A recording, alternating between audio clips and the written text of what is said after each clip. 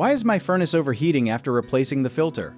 Because the new filter is probably too restrictive, installed backward, the wrong size, or the furnace already has another airflow problem. A furnace needs air moving through it all the time so the heat can spread safely. When the filter blocks too much air, the hot air gets stuck inside the furnace, and the metal parts get hotter than they should. That can make the furnace shut off by itself, which is a safety feature, but it also means something is not right. A very common problem is a filter with a higher resistance to airflow than the old one, especially if it is very thick or packed with dust too soon. Another thing people miss is the arrow on the filter frame, which must point toward the furnace blower, not away from it. If the filter is the wrong size even by a little bit, air can get forced through the edges in a bad way, or the filter can buckle and block flow.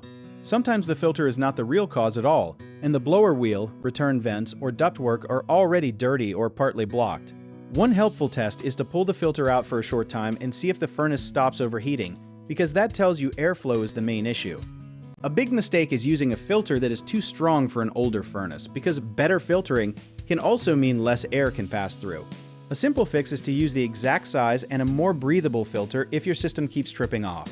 Another mistake is forgetting that closed vents, blocked returns, or dirty blower parts can make the same problem show up even with a brand new filter.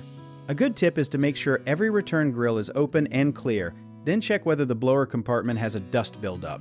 People also think overheating always means the furnace is broken, but often it is just the furnace protecting itself from poor airflow.